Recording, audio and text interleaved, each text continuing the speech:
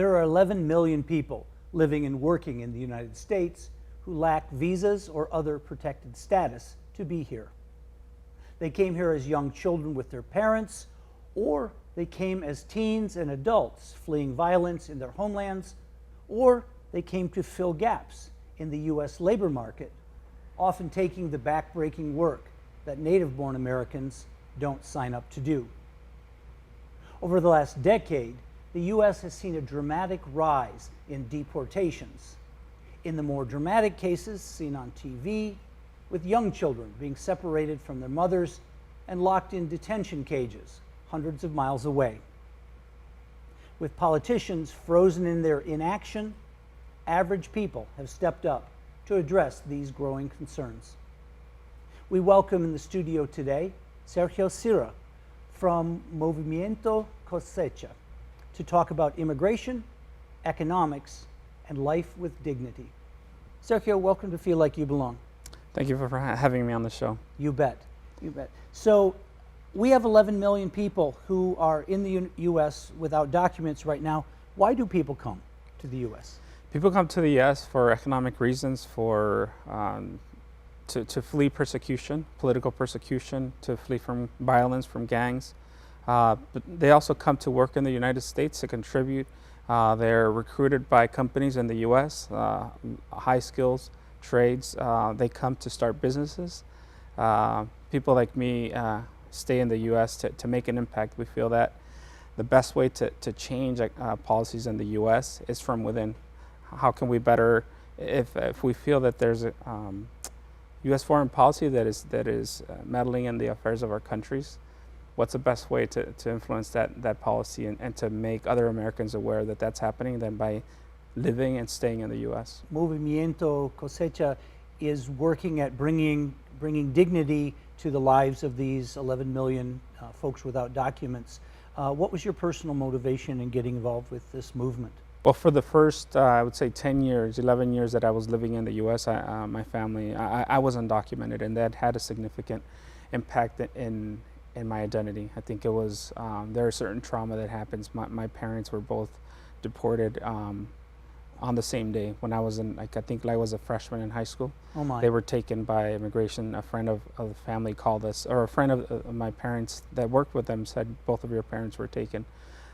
This is a type of trauma that living in this country, undocumented, causes to children, to families, to people that are citizens contributing to this country and just want to make a better life for their kids, for their family. They want to integrate into community, and they want to give back to community. They come in all shapes and sizes, go into all kinds of fields. And that's why I decided to join the movement, because that was I think for me, as I understand it now as an adult, it was a traumatic experience for me. And I believe in that the movement is something new, something that addresses a need that I think, they use a new strategy that to me is new, and I think is very promising. Mm-hmm. And the movement started in 2015, so this is actually during the Obama administration. And as we mentioned in the intros, deportations under Obama were significantly higher than in the past. And so a lot of people think, oh, it's during the current administration, but no, this happened years and years ago. And so this movement was fostered in 2015. Talk about, if you will, first, the fact that there are 11 million people currently here without authorization. Talk about the vocabulary, because a lot of people get confused or aren't sure. We hear people sometimes in harsher conversations, people being labeled as illegal. Sometimes we hear undocumented. Sometimes we hear people say underdocumented. Can you help us understand that? Language and the narrative is very important, because this is how we dehumanize a population in our country, in this country, in any country. This is language and labels have been used historically in other countries to dehumanize people, and I think that labeling someone as illegal, an illegal alien, for example, it helps to create that division, that clear line between us and them, and it helps to other people and communities. And so we do not like being called illegals. You might have heard that people say that no human being can ever be illegal. That's actually one of our chants. And we've seen those signs in both English and in Spanish. Exactly. Some people are now talking about underdocumented, which talks about the fact that we do have birth certificates, we do have identity, ways to prove our identity and who we are and where we come from. Just we do not have documentation issued by the United States. So those are the differences. Can you help us understand a little bit about immigration history and the current set of laws governing immigration in the U.S.?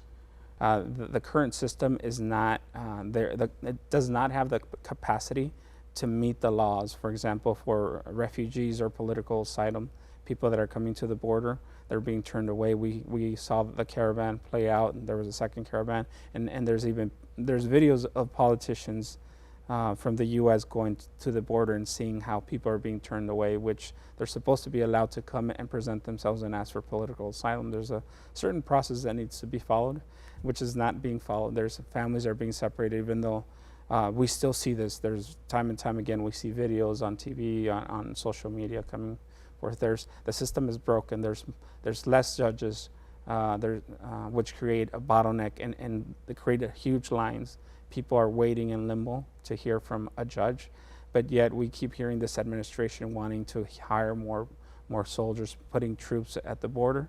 So there's a clear set of priorities that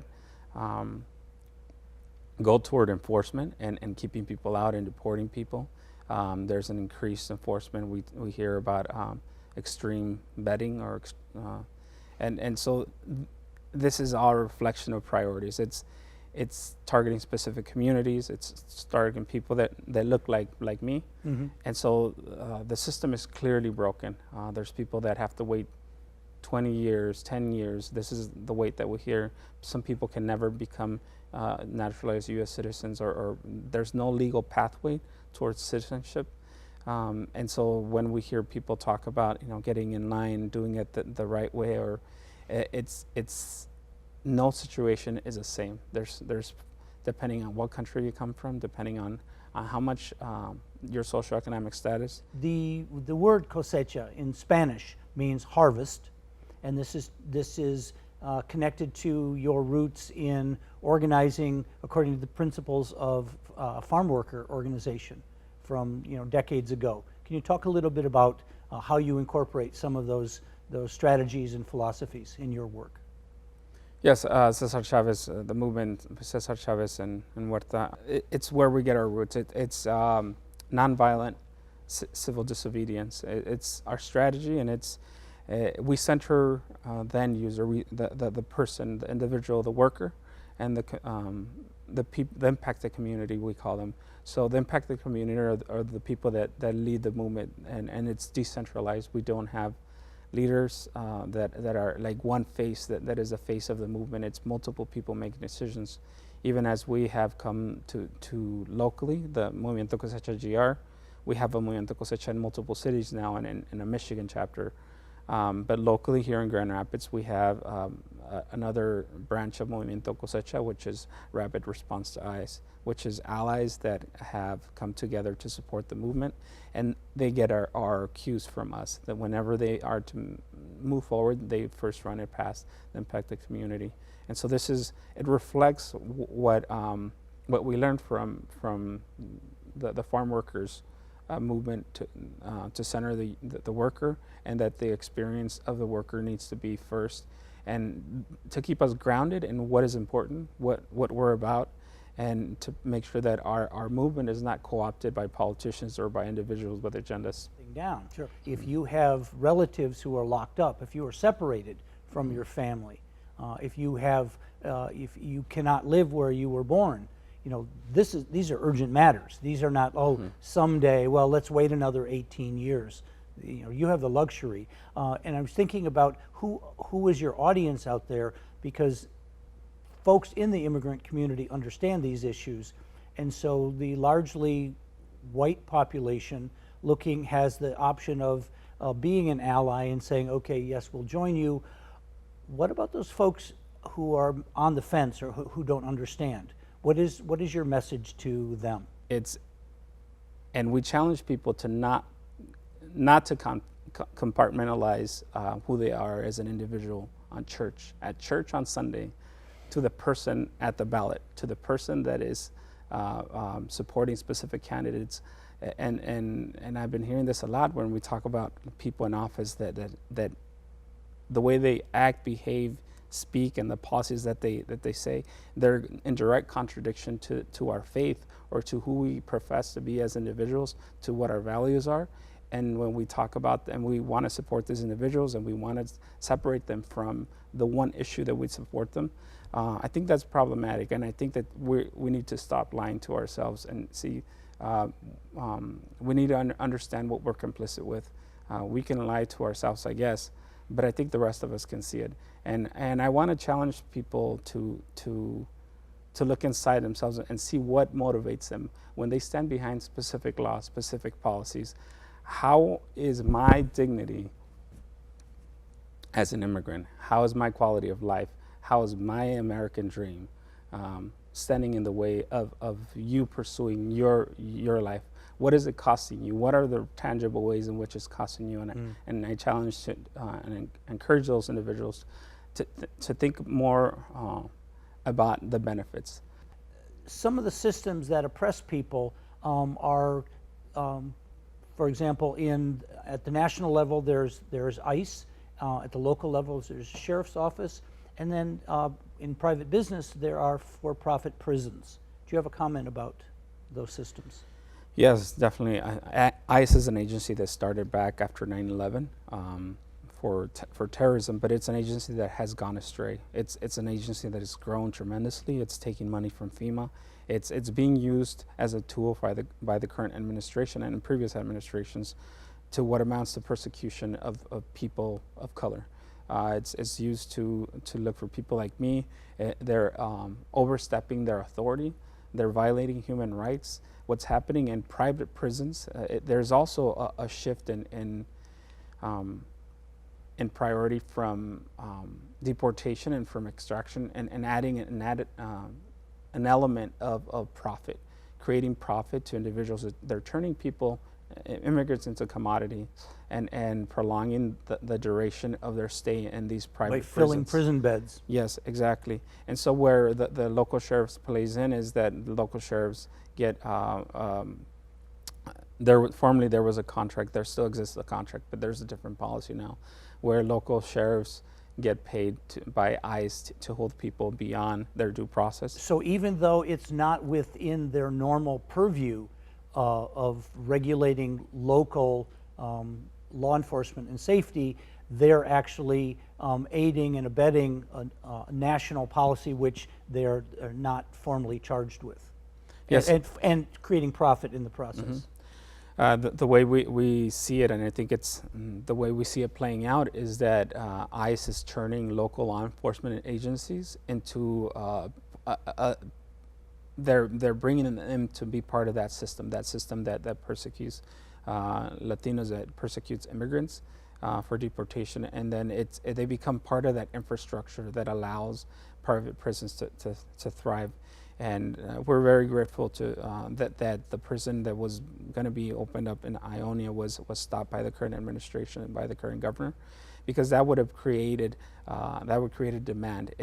Policy shapes. If you build a building, you have to fill it. The building is there. They were just going to pass it to the private prison. What we were afraid that was going to do, it was that it was going to create demand, and demand, it was going to create profit. It was Ionia was going to continue to invest in one type of infrastructure, and its identity or its way of making a living was on prisons. On prisons, yeah. And profit was going to dictate policy, and policy was going to shape how an officer approaches somebody. A state trooper in that area or anywhere in Michigan was going to say, it was going to impact that interaction. When that officer stopped somebody, they were going to be more likely to ask them if they were here legally or illegally, because they had beds to fill, because their police department would have gotten some type of... They're stopping you with a predetermined notion of what they're looking mm-hmm. for. Yeah. Exactly. Yeah. So just two last quick questions. You've got a an event coming up May 1st. Can you talk a little bit about that? Yes, May 1st, we're working on, we've done marches here locally in Grand Rapids, but May 1st is a day without an immigrant, and El Grito, it's as we move toward, this is going to be a day where we're inviting people not to show up to work, not to go to school, and not to buy or purchase anything. We want to show the impact, the economic impact that immigrants have in this community. We're asking our allies. We ask for everyone that is seeing what is being done to us, what is happening to our community, to join us in that effort in solidarity, because we're going to be marching from Garfield Park from noon and on. We're going to be marching toward downtown, and that's to show that the impact, the economic impact that we have. It's a way for us to get more people to join the movement, to bring attention to the movement. Everything that we do, whether it's disrupting the city commissioner or the county commission or doing other demonstrations in community, is to bring awareness to the movement and to help others understand how it feels to have your life disrupted by something that is beyond your control. It's very important for people to understand that May 1st is when we're going to be celebrating this, and it's one step closer to what we're looking for locally here in Michigan, which is driver's licenses for all. Driver's licenses, the number one method through which immigrants come into contact with police and end up getting deported is because of the lack of driver's licenses. Yeah. And this is how we're criminalized. Driving has nothing to do with immigration status. We can drive. You need to get to work, you need to get your kids to school, you need to go about your life. Contribute to that GDP. Absolutely. That is so important. Absolutely. Important for business and for commerce. Yeah. Yeah. And that's what we're looking for in Michigan. So if people want to support you, how do they get in contact with you? They can like, the easiest way is to like our Facebook page, okay. Movimiento Cosecha GR, Movimiento Cosecha Michigan. There's chapters all over Michigan now. This is a statewide, it's national. We're looking for dignity, respect, and permanent protection for the 11 million undocumented immigrants living in the United States. But there's multiple states that have strongholds. Michigan is one of those. Grand Rapids is one of those. We started a chapter in Detroit, Kalamazoo, Battle Creek, Lansing. So the list goes on, and it's growing. And we're building capacity, and we're pushing the state government for licenses. And for people who are just uncomfortable with this notion of disruption, you said, well, what would it be like to you if your life was disrupted in terms of your ability to work, your connection to your family, and so we get caught up in this West Michigan nice and just say, oh, let's take it easy, let's not get rash about it. These are dire situations for a lot of people, and so if people haven't been listening for years and years and years, then how else to get their attention but through these notions of disruption. We're going to have to wrap it up, but you have one last word for our viewers who are interested in what this really means in terms of the moral imperative, the business imperative. Last thought. I think all Americans have the right to pursue the American dream, and I want to challenge that everyone has the right. Anyone in the world, this notion that the right to the pursuit of happiness.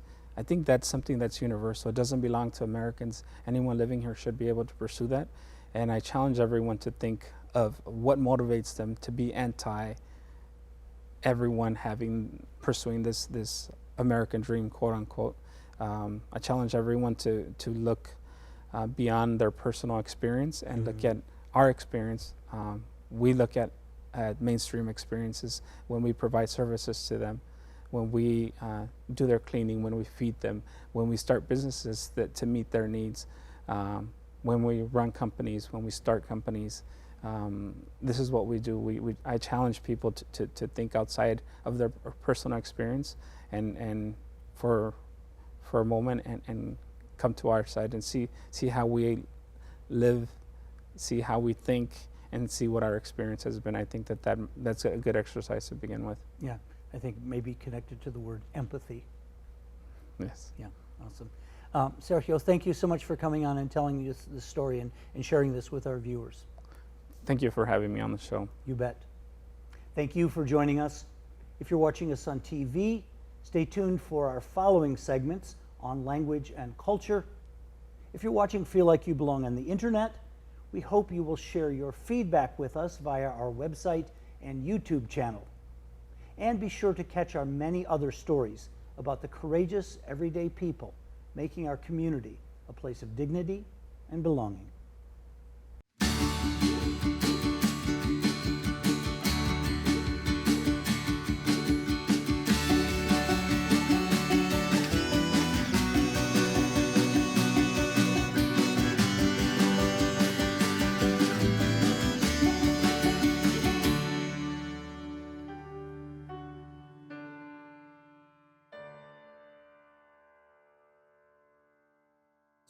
It was not at all, extraordinary to see, not just black and white folks, but folks from Asia and